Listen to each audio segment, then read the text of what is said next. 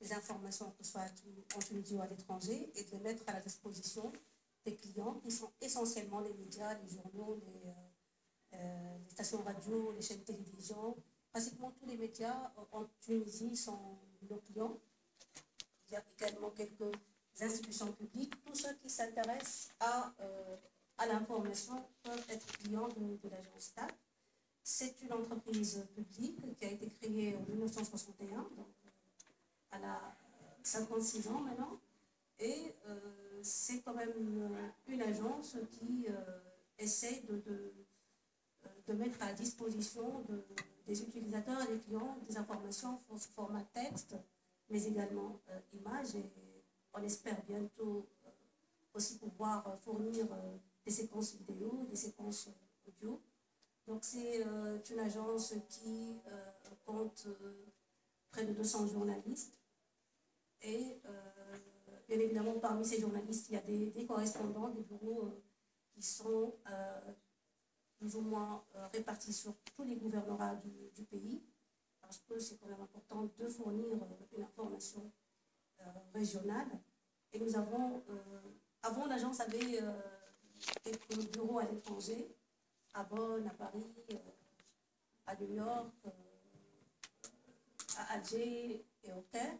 Mais actuellement, vu les restrictions quand même budgétaires et économiques, on ne peut pas avoir des bureaux, mais on essaie d'avoir un réseau de correspondants à l'étranger. On a commencé par Paris, on a une correspondante basée à Paris, et on compte plus ou moins nous élargir vers d'autres capitales européennes.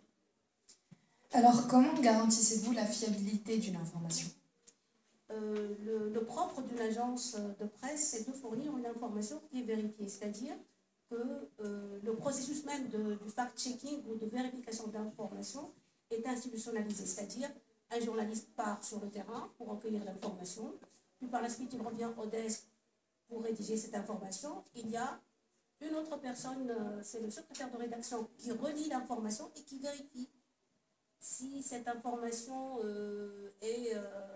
a une source fiable ou pas, s'il y a des informations qui sont plus ou moins sur lesquelles il y a un doute, il n'hésite pas à refaire le chemin de la collecte de l'information, recontacter la source, dire est-ce que vous avez bien dit cela, est-ce que ce chiffre est bien celui que le reporter a écrit, etc. Donc, puis il valide.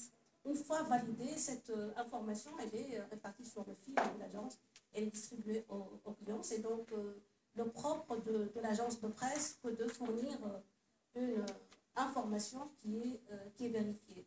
Même si on prend un peu de retard, on ne peut pas se permettre de se tromper, sinon on n'aura pas de clients.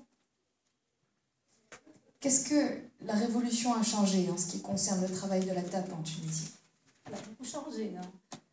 Tout d'abord, cette notion de médias de service public, qui n'existait pas avant la Révolution, c'est-à-dire que le média de service public qui est quand même financé par la communauté, par le citoyen et par l'État, n'est pas un média gouvernemental, c'est-à-dire qu'il doit exprimer toutes les idées qui existent dans le pays.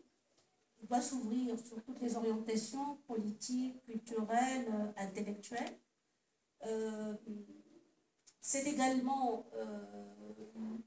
la notion d'indépendance du processus de production de l'info, c'est-à-dire qu'avant la Révolution, on avait pratiquement une seule source, la source officielle. D'ailleurs, on disait l'agence officielle. Aujourd'hui, on rectifie toujours, nous ne sommes pas une agence officielle, nous sommes une agence publique, nous sommes un média de service public, c'est-à-dire